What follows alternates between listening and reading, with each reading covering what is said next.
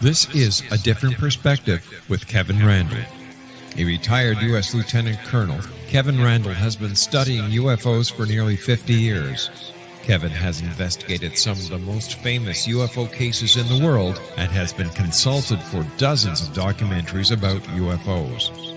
Considered one of the leading experts into the Roswell UFO crash of 1947, Kevin has written more than 25 books about UFOs, including the recently published Roswell in the 21st Century.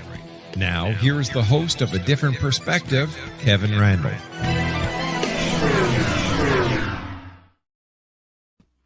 And welcome to what I think of as Season 6 of A Different Perspective. I am Kevin Randle. I thought we'd begin with just a bit of an explanation of why I've been away from the microphone for so long. I've had a number of personal crises, maybe. Not really problems, it's more crises oriented, that took up a lot of my time and energy and things like that. And those, for the most part, have been resolved. For those of you who are interested in what some of that is, if you go to my blog, kevinrandle.blogspot.com, and look for around April 20th of last year, and you'll see some of the reasons that I have been away from the microphone for so long. And some of that continued into this year. As just a personal anecdote about, I guess, my luck in the last few months, we had a major snowstorm, and we hadn't had one for a long time, in about the middle of January. And I went outside to do the snow shoveling, and I went to brush the snow off the top of my mailbox, which sits on a post, of course, and the mailbox fell into the snow. You know, just sort of an example of the little things that were piling up on me. And I'm sitting there thinking, what can I do? I can't get a new pole, can't get a new mailbox because we've got 12 inches of snow on the ground and the ground is frozen. And remembering Mythbusters, I got out my duct tape and taped it back together. And believe it or not, it actually works. And I think it's stronger than it was before. So it's just kind of a way of explaining that a lot of little things were piling up and there were some major things that were going on as well. So that's why I've been away from the microphone for so long. But during that time, I, of course, was paying attention to what was going on in the world of UFOs because it's changed radically in the last couple of years. I know we had the articles from the New York Times by Leslie Kean and I think Ralph Blumenthal about the Navy encounters with unidentified flying objects, which I guess we called them at the time, and we've now moved them to something else. And how that kind of sparked a renewed interest in UFOs.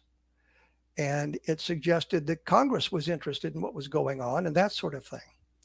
So I've been keeping up with that. I've sat through the congressional hearings that were televised, the NASA briefing that seemed to last forever with everybody saying absolutely nothing.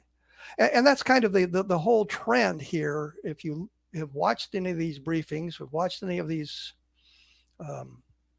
interrogations of people in front of the Senate committees, what you find is they say virtually nothing. It's all about, well, what we're going to do is this. What we're going to try to find is this. This is how we're going to operate. Nothing about what they're actually getting in the way of evidence or cases or sightings, which is, I think, what most of us wanted to know about. Is there anything special about it? I know that some of the Navy sightings, the cockpit videos that kind of launched this, were more technological glitches than anything else. There was a YouTube video I found at the time, and I think I've mentioned it before, where a guy connected night vision goggles to his cell phone and turned it on, and he got a pyramid-shaped object that was spinning. And that was one of the things that the Navy had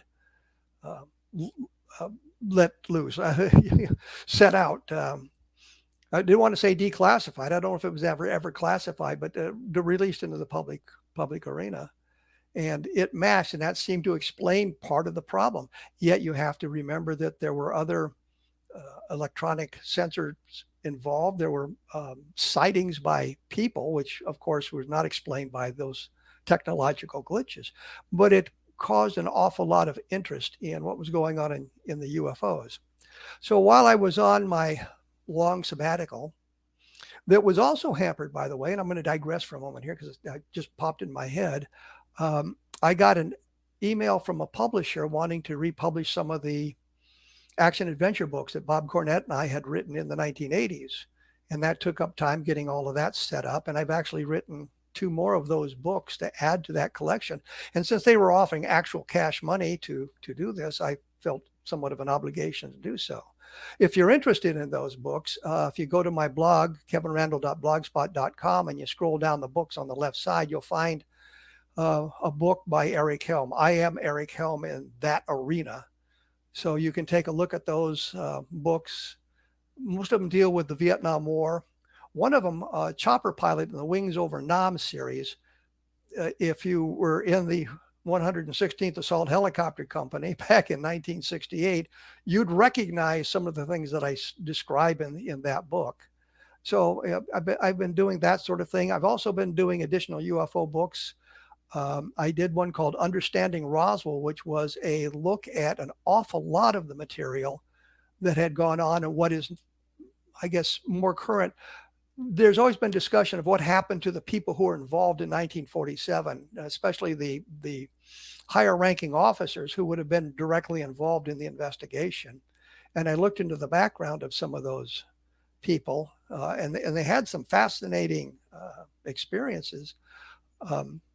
Lieutenant Colonel Payne, I believe it was involved in the Korean War, and he was testing a new type of bomb that detonated prematurely and blew up the aircraft. So he was killed. He was killed during the Korean War. And one of the guys named Nero, I believe it was, they were talking about how he had disappeared in the Bermuda Triangle. Well, it's not exactly true, but he was on an airplane with a bunch of other people from the 509th Bomb Group, those being the guys in Roswell. And it went down in the Atlantic Ocean. They made a distress call. There was an overflight where they found the wreckage and people in life rafts. And by the time they could get a ship there, everything had disappeared. So we're not sure what happened to him, but other than the plane crashed, I guess. So I was keeping up with what was going on in the UFO community at the time while I was on this long hiatus. But I didn't have a lot of time to write about these things. So there's been long gaps in what I've posted to the blog and long gaps in what I've published in other arenas.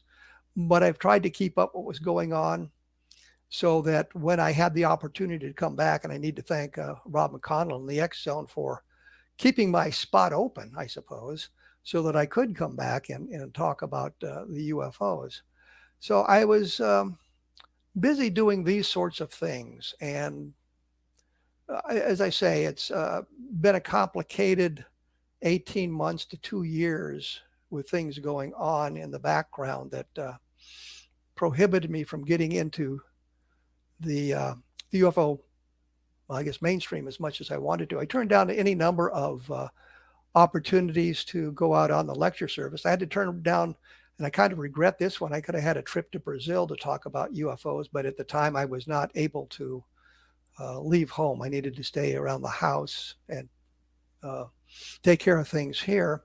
So I couldn't do that. I was invited to any other number of conferences, and I couldn't make it. So I kept my hand in by trying to talk about things on the blog and writing additional books. I'm going to update the Roswell Encyclopedia for those of you who are interested, because some of the entries now are obsolete. Now, there's a long entry on Gerald Anderson, for example, the guy who claimed as a 5-year-old kid he was on the crash site with Bonnie Barnett. And I think it's pretty well clear that that story was not credible.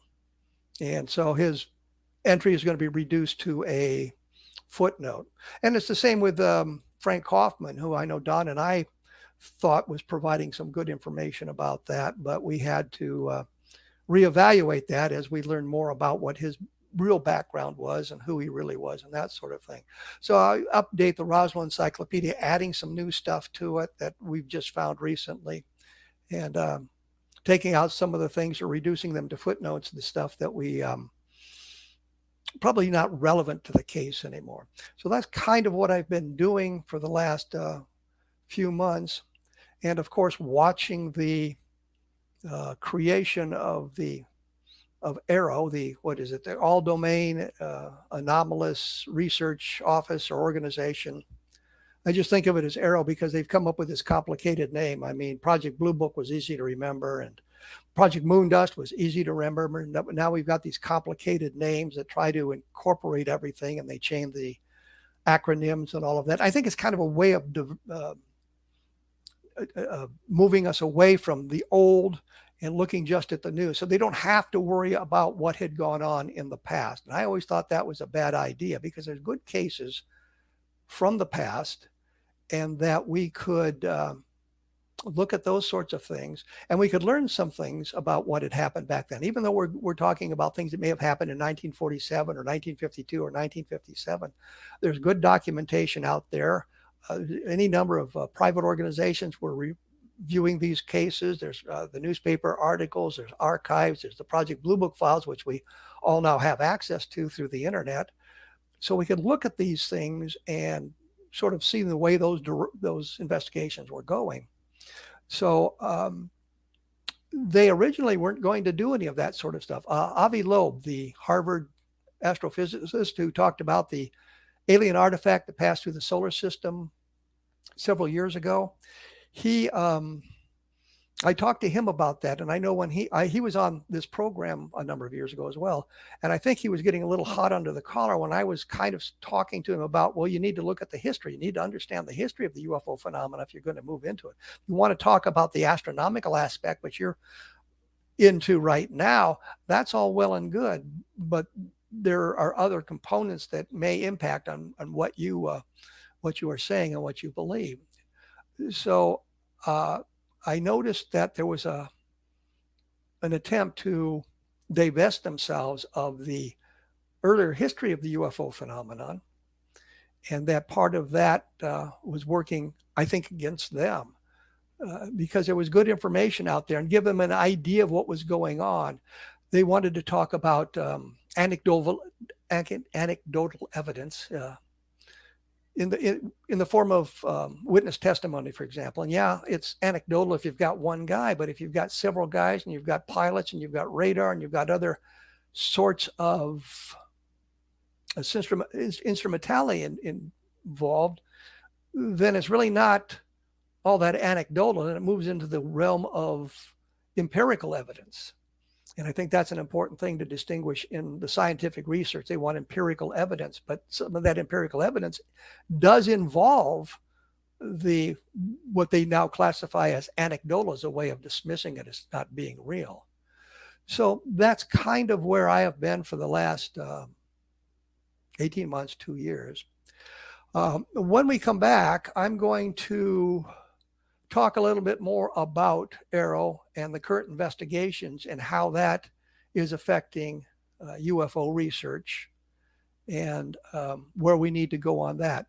So I will be back in just a few minutes, so stick around and we'll learn a little bit more about the UFO field.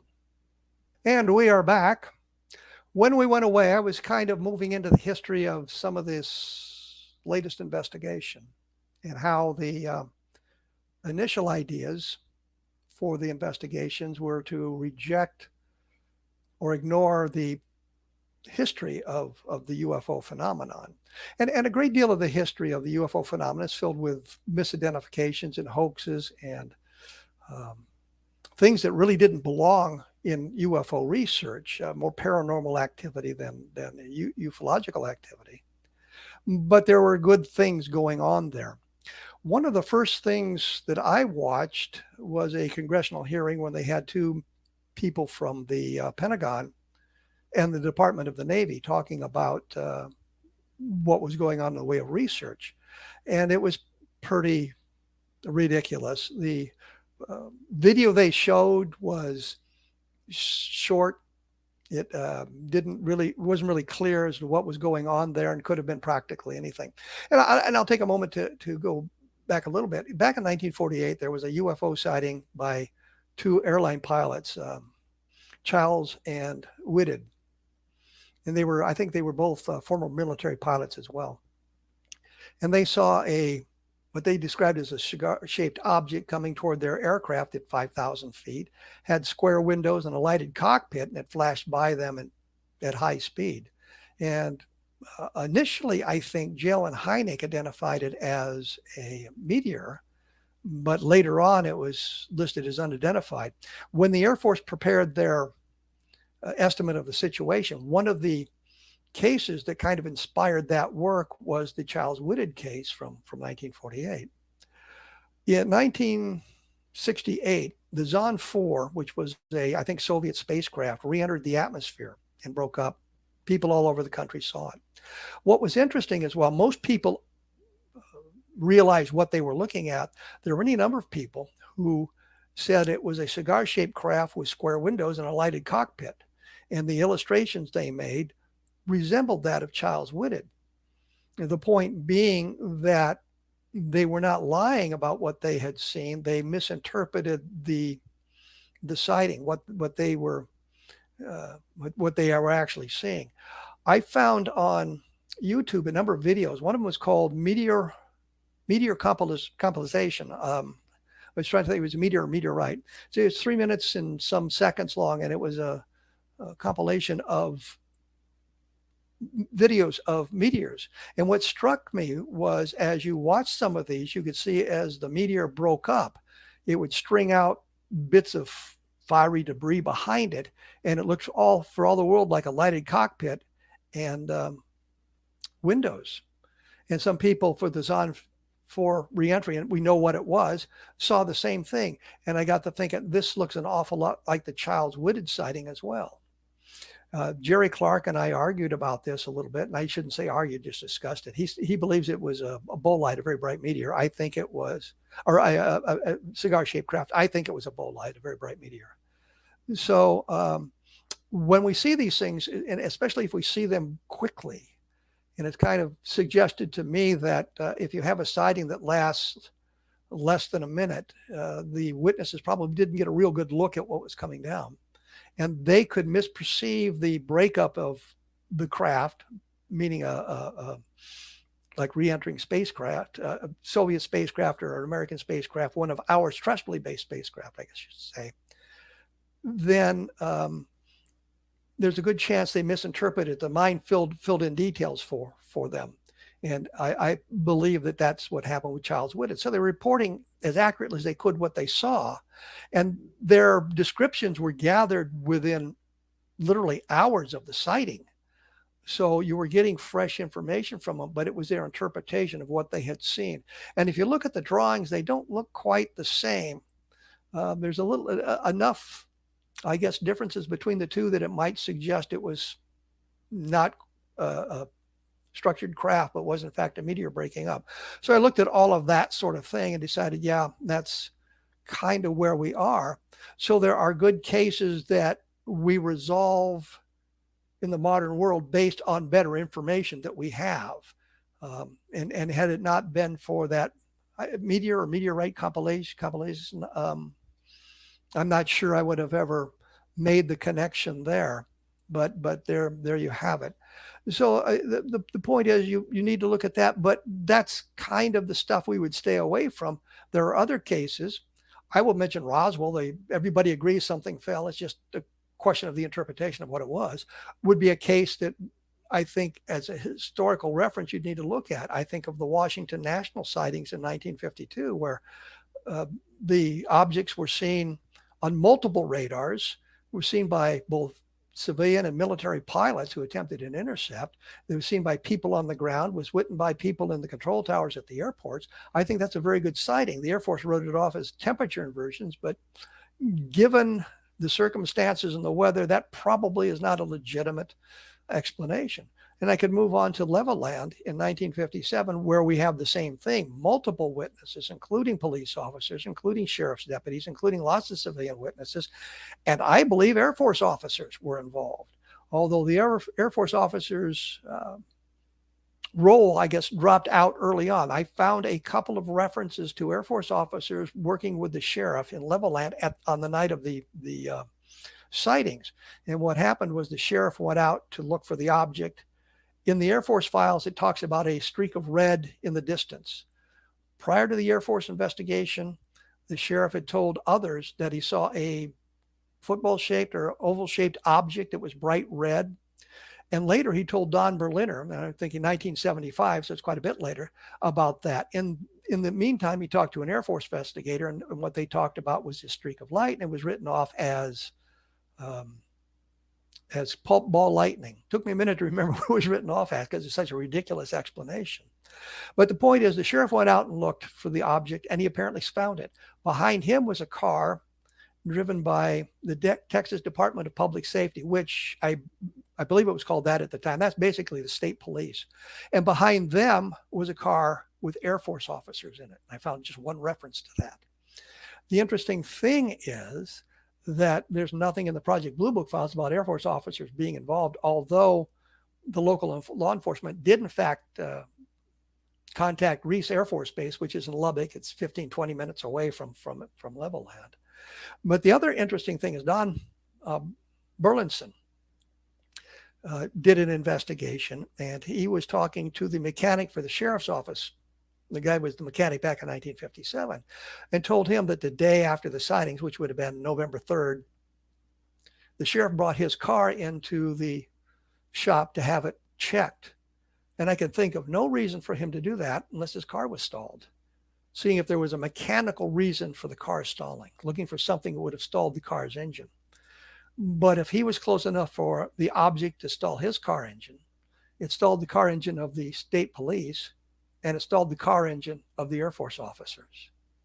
Well, the Air Force couldn't have you questioning Air Force officers about this, would require them to have lied about this sort of thing.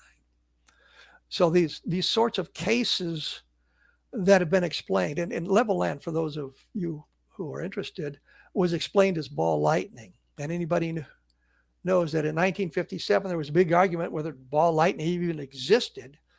I think the consensus in today's environment is it does exist, but there's still a controversy about it.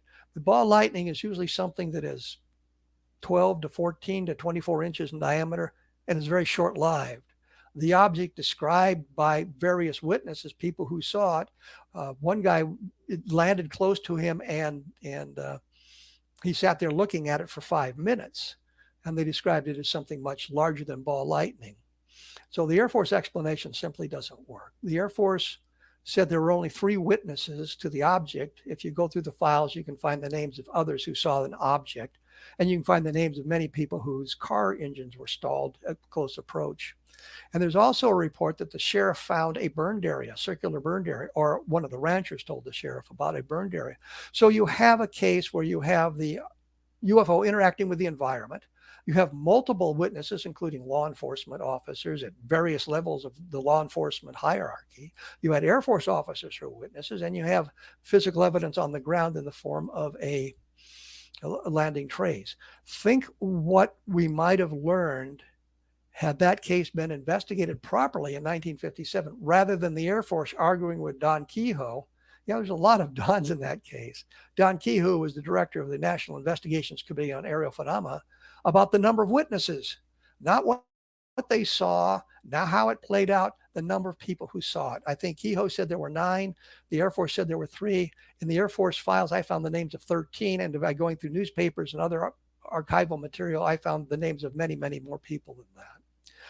The point simply is the initial investigation, starting after the Navy released the cockpit videos, or the cockpit videos were released, they were only going to look at that sort of stuff. They weren't going to delve into the history of the UFO phenomenon. I think they wanted to do that because of cases like Level Land and the Washington Nationals, and several other cases in that time frame. They relied on the Condon Committee. That was the University of Colorado study, the scientific investigation of unidentified flying objects. And the problem there is the conclusions were written out and given to the Condon Committee prior to a single investigation being started. And again, that information is on my blog, including the letter from Lieutenant Colonel Robert Hippler. I keep wanting to call him George. Lieutenant Colonel Robert Hippler to Dr.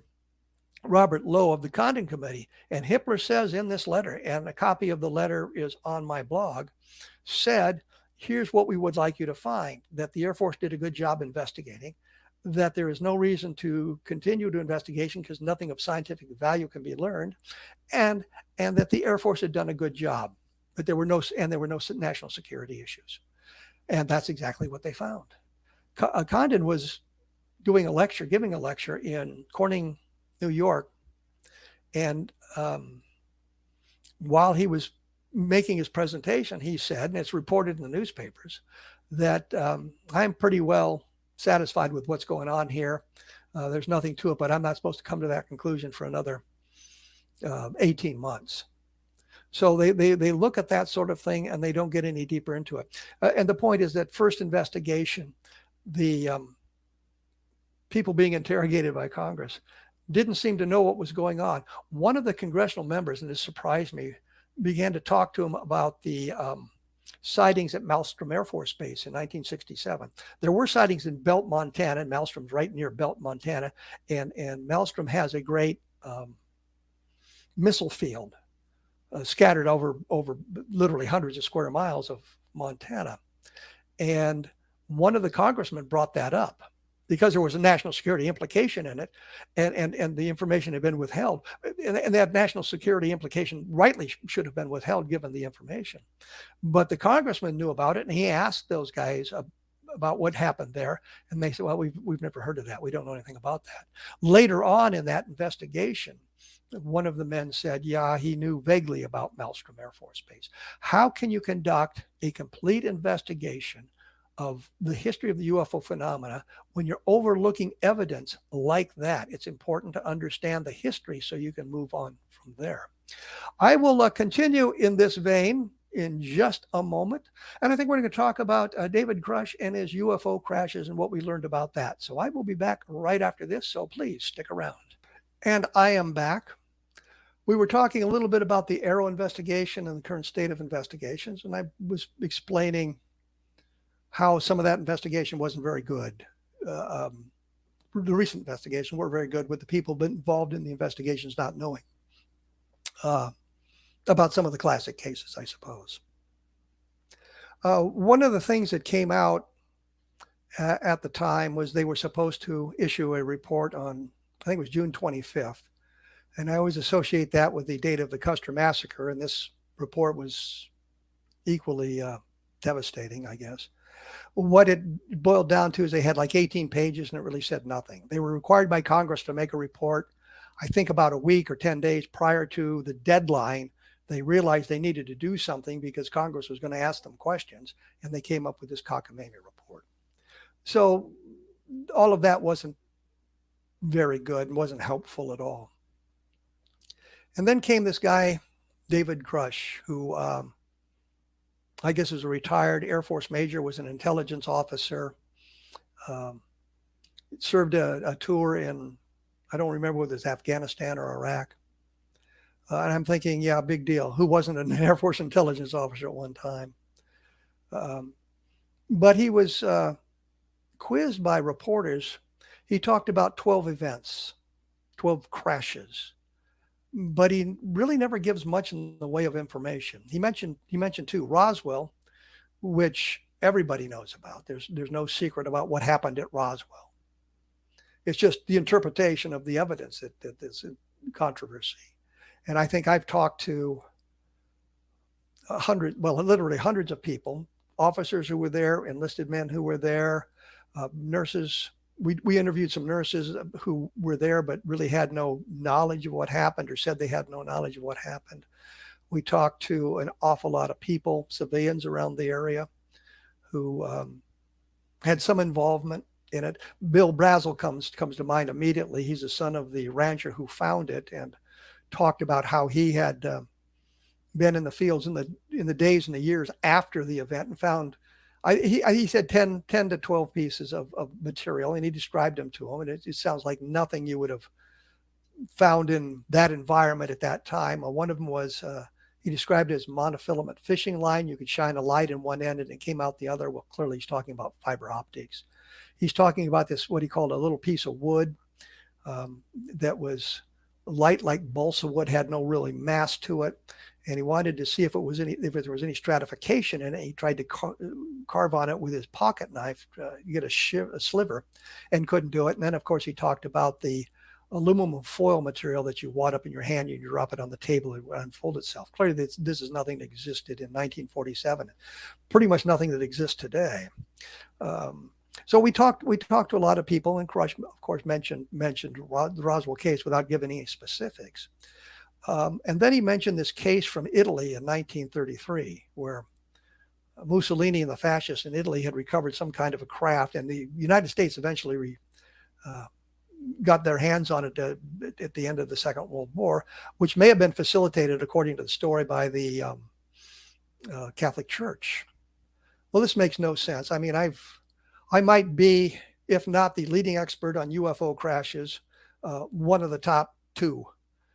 I've been and talked to many people about that. I've exposed some of those cases as being untrue. And I think of Robert Willingham, who clearly was not the Air Force officer he claimed to be. Grush, of course, was the Air Force officer he claimed to be. We don't want to make that mistake. But colleagues in Italy 20 years ago, 25 years ago, had heard about this story and investigated, and their conclusion was it was a hoax, like the MJ-12 documents may have been inspired by the MJ-12 documents, in fact, the way it came into it. And they would look, they'd say, well, the documents or the information came from this archive in Italy, and they went there and the archive didn't exist, or the library didn't exist, or the documents they presented didn't provide enough information. The conclusion of the Italian investigators, and these are guys who want to believe that there's UFOs, want to believe there's alien visitation, or off-world visitation, as I think they say in one of the new reports, talk about the off-world technology. And they concluded it was a hoax. Now, if there was any inkling that there was something legitimate going on there, they would have been supporting it and looking into it. And I was astonished that Crush didn't know that. He talked about these other crashes. He talked about meeting the people who were involved, but he wouldn't give us any names. And I've said all along, well, Don Schmitt and Tom Carey and and Stan Friedman, when he was still alive, would give you names. You know, here's who was involved, from Colonel Blanchard to General Ramey to General Dubose to Edwin Easley to Jesse Marcel, to all these people who were directly involved and had direct knowledge, and we could prove it by their positions in Roswell in 1947. Jesse Marcel, we've got a picture of him in General Ramey's office with Dubose. So we could prove that sort of thing. But Crush would not provide any names, wouldn't provide any documentation. He said, well, I got it through secret sources. I think we could pretty well figure out what some of these cases are based on the history of research into UFO crashes. And I would bet money that Aztec would be one of them. I would bet money that Kecksburg would be one of them. I would bet money that Shag Harbor in Canada would have been one of them. With those cases, I think Shag Harbor has the best documentation and the best evidence. And Chris Stiles and Don Ledger in Canada have done a masterful job of gathering the documentation and the information about that crash. Although I think it was more of an emergency landing than a crash, because apparently it went into Shag Harbor. It was detected on the floor of the harbor there for a period of time, and eventually it disappeared. Apparently they repaired it and they got away in some fashion. Dark Skies, I think, or Dark Objects, something like that, by Don Ledger. For those who want to do get more in-depth information on that, would be a good place to start. But we can speculate about some of these crashes, and that would tell us a great deal about the credibility of David Grush and his sources. I think he's relating accurately what he's been told. I think the problem is some of those relating the information to him were not as credible as they could have been. And that's where we run into problems with an awful lot of the UFO investigations. We get somebody who seems to be highly credentialed, and they talk about these sorts of things. And then when we get into it in depth, we learn that, well, maybe not quite so much. I think of Robert Willingham, for example. And here's a guy that I believed. He said he was a retired Air Force colonel, said that he was involved in a not exactly a retrieval operation, but he was around that operation at the time it went on. This object crossed the United States and crashed just over the border in Mexico in Del Rio, the Del Rio area. And he said that he was flying an F-94 fighter at the time, and they picked it up on the radar, or the DO line called him and told him about the object, and he landed at Dyess Air Force Base, got into one of the private planes. And most Air Force bases have an aero club on them where the pilots can rent Cessnas and things like that for additional flight time, or take the family on a flight or things like that. So he rented one of those planes, flew down and landed close by, saw the Mexican military retrieving the object, keeping it under wraps, and that sort of thing. And this all happened in, I want to say 1947. That might not be right. But anyway, that was like 47, 48, that time frame. Later, the date changed to 1950, then it changed to 1954. And we all believed him. He signed an affidavit. There was pictures of him in his Air Force uniform from the 1960s. And this is great evidence. The problem with the pictures, and it's something that I noticed, but apparently nobody else did. I'd been in the Civil Air Patrol as a teenager. They have an adult service and a cadet program. The Civil Air Patrol is an Air Force auxiliary, which means it's a bunch of civilians. I shouldn't say bunch, it's pilots and the like. And they are involved in search and rescue missions for the Air Force, active missions. It takes a burden off the Air Force. They make no money for it, except the Air Force pays for their fuel costs. So they get free flight time out of the deal. So it's a good thing for them. And the pictures of Willingham in his Air Force uniform turned out to be a CAP uniform. No question he was in the Civil Air Patrol. And I got to looking at those pictures and I said, this isn't right. I got his military record from St. Louis, showed he was been in the military for 13 months. He is a veteran of World War II, technically. He joined the service in December of 1947. No, 1945. He got out in January of 1947. He was in for about 13 months.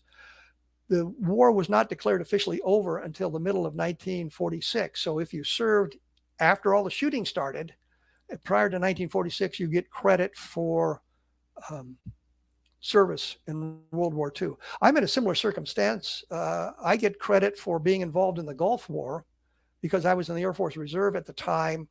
I've never really mentioned that, and I was on the list to be called up to go to the Middle East when the war ended. But I got credit for being involved in the Gulf War in that way. I never deployed into a combat zone. So I've been involved, I guess, in 3 wars, you could say, 2 actively and 1 sort of bystander that. But Willingham's testimony collapsed under scrutiny. It turned out that he wasn't telling the truth. And I fear that some of what Grush knows is the same sort of thing, that somebody talked about the Willingham case without knowing the full story. And he overheard it and he's now reporting it, but he doesn't give us the names. And without the names or the locations or the dates, there's really nothing we can do to vet that information. And we need to do that. And I don't think there's anything that he heard that would be highly classified, although he probably was told that and may have assumed that. So we look at all of that sort of thing. But we have this mythology of UFO crashes, and some of the lists have 300 on them, starting back tens of thousands of years ago, and many more in the modern era.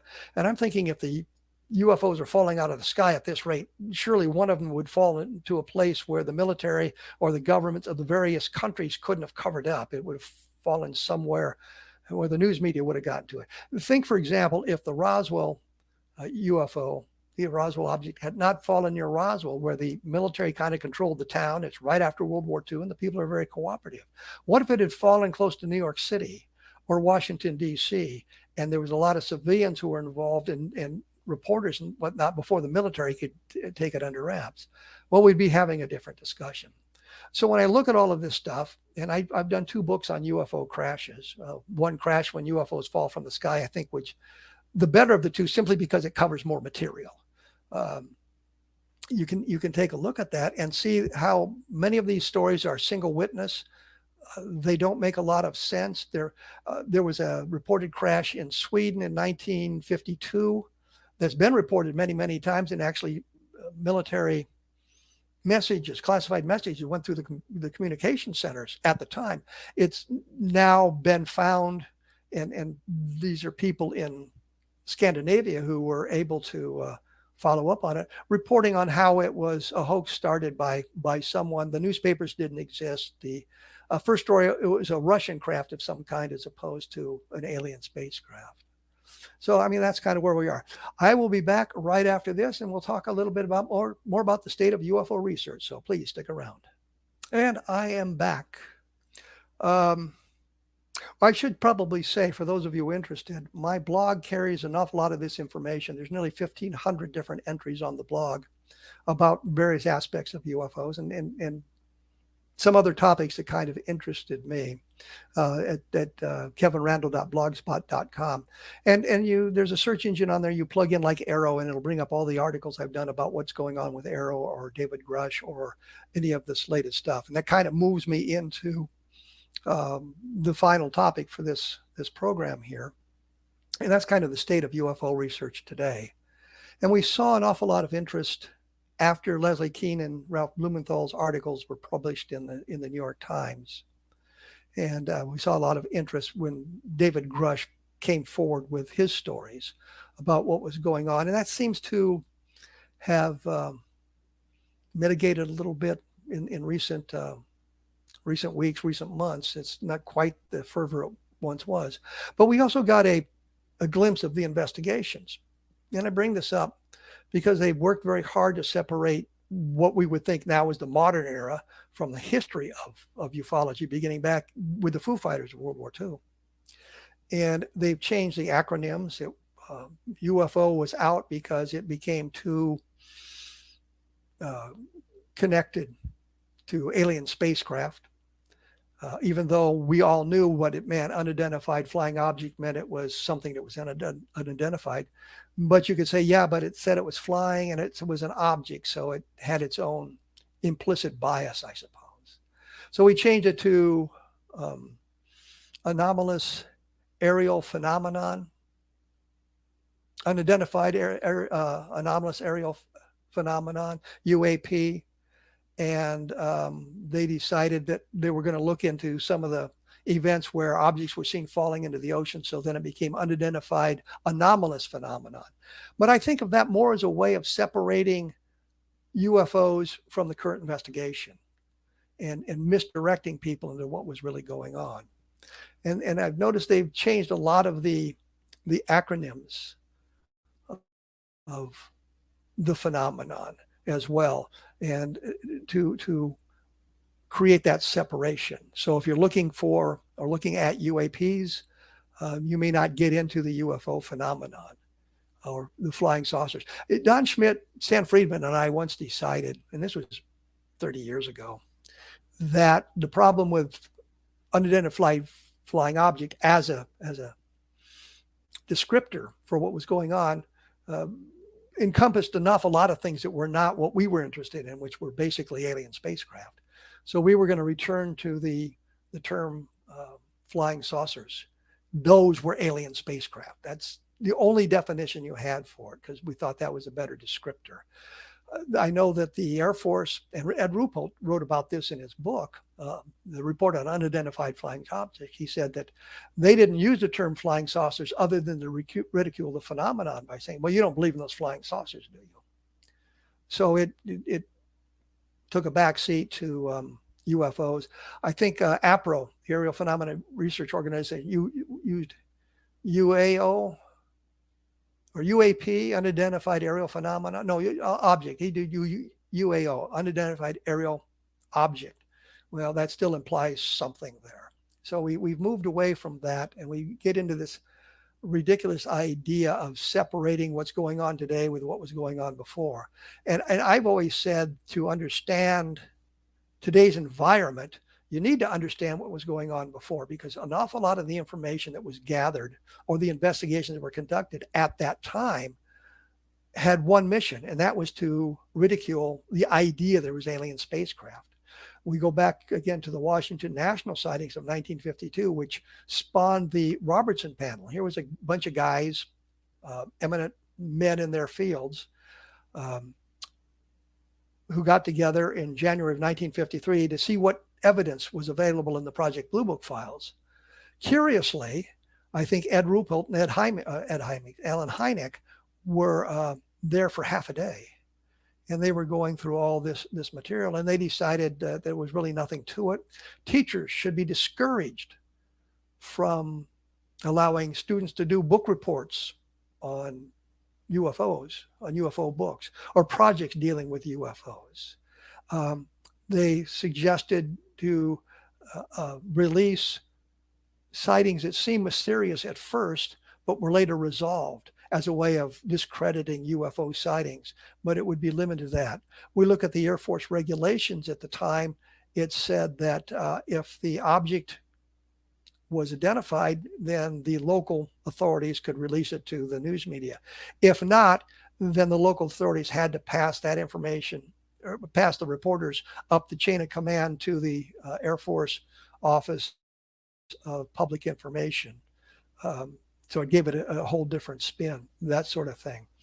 So you look at that sort of thing. The other interesting thing about the Robertson panel, like the Condon Committee, and Dr. Michael Swords pointed this out in a couple of articles, including in his book with Robert Powell, UFOs and Government, that the Robertson panel met for 5 days, Monday through Friday. And the Friday session apparently went a little bit long.